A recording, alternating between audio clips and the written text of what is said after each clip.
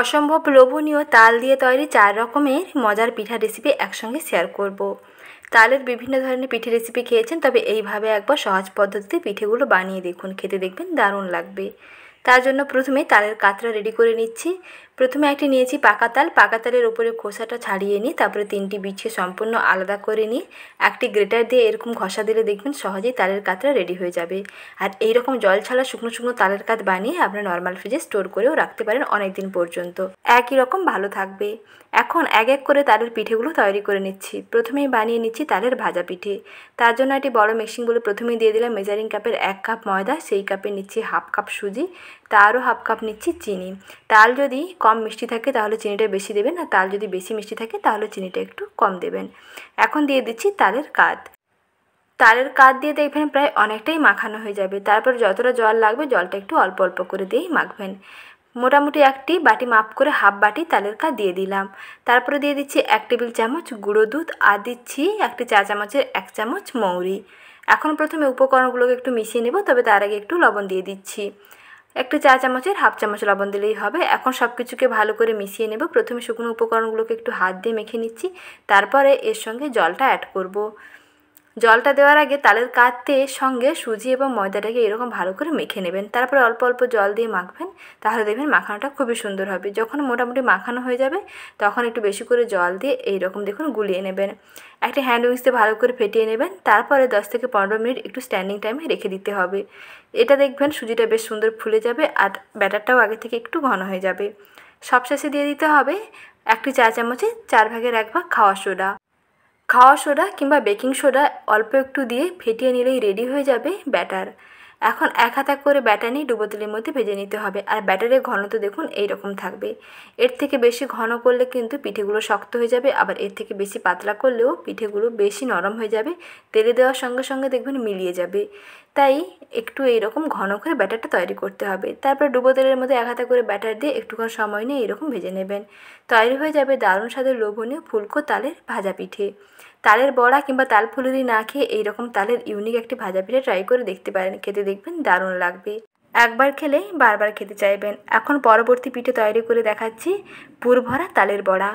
তালের বড়া কিংবা তাল ফুলুরি আপনারা খেয়েছেন, তবে এইরকম পুর ভরা তালের বড়া না খেলে কিন্তু ভীষণ আফসোস করবেন। তাই একবার রেসিপিটি দেখে ঝটপট ট্রাই করে দেখুন, খেতে দেখবেন দারুণ লাগবে। একেবারে ইউনিক একটি পিঠে রেসিপি শেয়ার করলাম।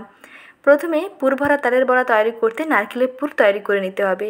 কড়াইতে নিয়ে নিয়েছি 1 বাটি কোরানো নারকেল, হাফ বাটি নিলাম চিনি, আর 2টো এলাচ দিয়ে কিছুক্ষণ এইরকম পাক দেওয়ার পরেই দেখবেন বেশ সুন্দর নারকেলের পুর রেডি হয়ে যাবে।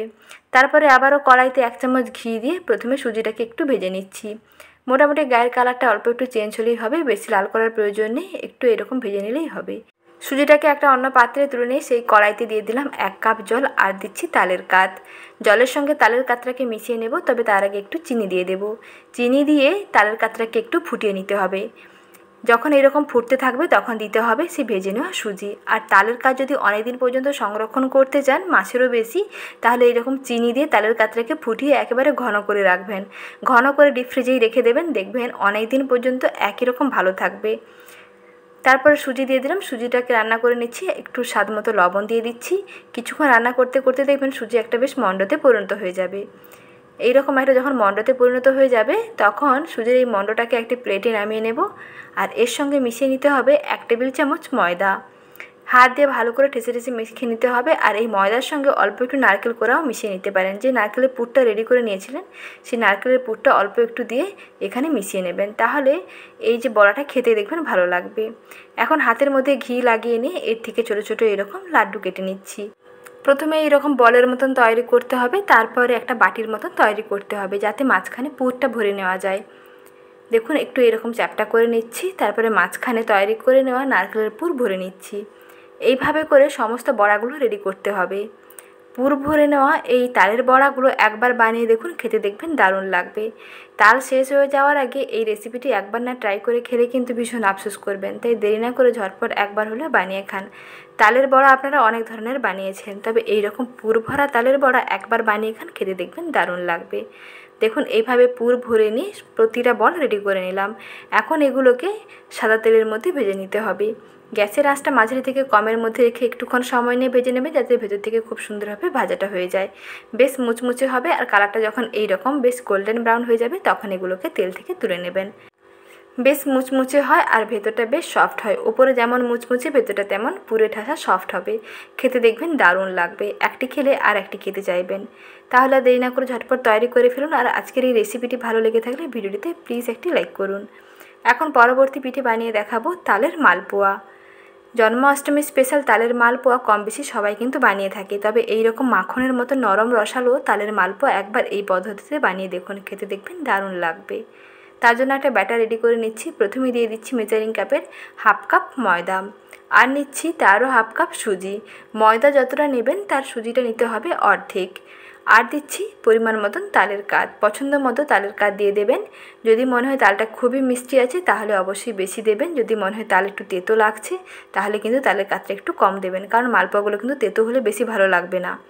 তারপরে দিয়ে দিচ্ছি চিনি, আর দিচ্ছি অল্প একটু লবণ, আর দেবো অল্প একটু মৌরি। এই মালপোয়াতে মৌরি দিলে কিন্তু এর টেস্টটা দুর্দান্ত হয়, তাই অবশ্যই মৌরিটা দেওয়ার চেষ্টা করবেন। মৌরি দিয়ে বানিয়ে দেখবেন, খেতে দেখবেন দারুণ লাগবে। এখন অল্প অল্প করে জল দিয়ে একটা ব্যাটার রেডি করে নিচ্ছি। জলটা যখন দিয়ে মাখবেন তখন জলটা সবসময় অল্প অল্প করে দেবেন, একসঙ্গে বেশি পরিমাণে জল দিয়ে দেবেন না, হয় ব্যাটার পাতলা হয়ে যাবে, আবার যদি কম জল থাকে তাহলে কিন্তু ব্যাটার ঘন হয়ে যাবে। যেহেতু এর মধ্যে চিনি দেওয়া আছে, চিনিটা কিন্তু মেল্ট হতে শুরু করবে, তাই জলটা সবসময় অল্প অল্প করে দিয়ে এইরকম ভালো করে গুলিয়ে নেবেন। প্রথমে ব্যাটারটা একটু পাতলা করে বানাবেন, কারণ যেহেতু এর মধ্যে সুজি দেওয়া আছে তাই সুজি কিন্তু একটু জলটা টেনে নেবে এবং ব্যাটারটা দেখবেন আগে থেকে আরও বেশি ঘন হয়ে যাবে। তাই ব্যাটারটা প্রথমে একটু এরকম পাতলা করে বানিয়ে নিয়েছি। যখন দেখবেন যে সুজিগুলো বেশ সুন্দর ফুলে গেছে আর 10 মিনিট স্ট্যান্ডিং টাইমে রেখে দেওয়ার পরে দেখবেন ব্যাটারটা বেশ আগের মতন সেট হয়ে গেছে, তখন এর মধ্যে দিয়ে দেবেন আরও অল্প একটু জল কিংবা তরল দুধ, যেটা পছন্দ হয় সেটা মতো দিয়ে দেবেন। তারপরে একসঙ্গে ভালো করে মিশিয়ে নিলেই রেডি হয়ে যাবে দারুণ স্বাদের ব্যাটার।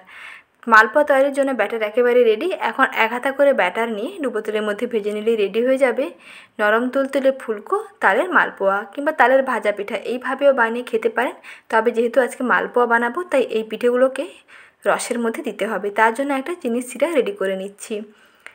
এখানে কড়াইতে নিয়ে নিয়েছি চিনি এবং নিচ্ছি এলাচ আর দিচ্ছি জল। 1 কাপ চিনি নিলে 1.5 কাপ জল দিতে হবে। এই মেজারমেন্ট করে চিনি শিরা রেডি করবেন, তাহলে চিনি শিরা একেবারে একতারও হবে না, আবার একেবারে পাতলাও থাকবে না।